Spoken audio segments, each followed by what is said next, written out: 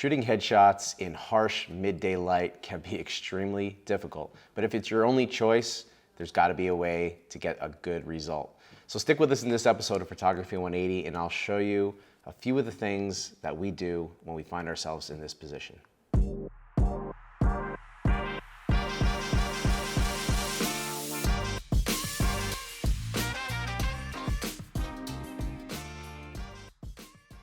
Welcome back to the series, everyone. Today is all about shooting headshots in harsh midday sun when you have no other choice and you got to get out there and get the shot done. What are you going to do to overcome the challenges that come from that harsh midday sun straight overhead? I'm going to take you outside in just a moment, but here are a few key things that we look for. We look for any opportunity to find shade. If it doesn't exist, we got to know what to do next. Diffuser. A diffuser is your best friend in this situation. We use a cheetah stand. It's a very large diffuser. It's also 5-in-1, but when we're using that diffusion panel, we can cut the harsh light from our subjects by placing it directly in between our subject and the direction of the sun. So this will require an assistant to help, or somebody to help hold that diffuser in that proper position. And then you can come in and still add your off-camera flash if that's what you're used to, or if the light looks great as is, you can just shoot a beautiful natural light headshot. You'll have some options there, but the number one thing is cutting out that harsh light. If there is any opportunity to place that light, even though it may be overhead, maybe it's still kind of in a position where you could use it as a backlight.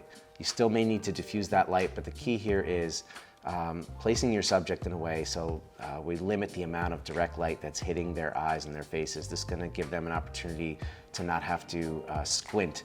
So keep in mind, things that are around you, could be a bright building that the sun is reflecting off, or the sidewalk, whatever it may be. Try and get your client or your subject in a position where they're not directly looking into an overly bright object. And that will help them relax their eyes a little bit. But let's go outside and let's demonstrate kind of the power of that diffuser. All right, so we're here outside. It is just shy of 12 noon. The sun is obviously in probably the least favorable position to be doing an outdoor headshot like this. We do have some shade available to us, but we're not going to utilize it because we want to demonstrate the power of this diffuser that we have. This is the cheetah stand diffuser. So I'm going to take one shot of Maria first, head and shoulders, just with the light as is. And as you're going to see, this shot is not good at all. So what we're going to do is we're going to have Carmelina here try and hold that diffuser over Maria, cutting in between the sun and her, and we're gonna keep coming in right there. Perfect, Carmelina.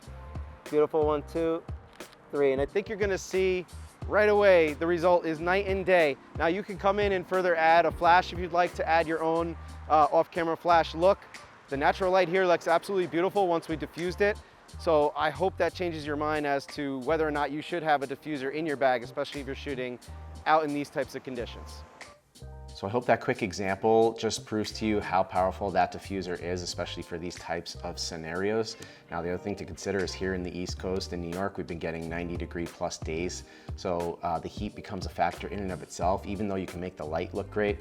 If your subject is very hot and uncomfortable, especially wearing a suit or something like that, it's gonna show in your images. So, try and do your best to plan your shoots a little bit earlier in the morning or a little bit later in the day to kind of avoid that high noon intensity and heat. Keep your subjects feeling comfortable and the results will be better for you at the end. So hope this episode's been helpful. Feel free to ask us any questions and we look forward to seeing everyone next week on Photography 180.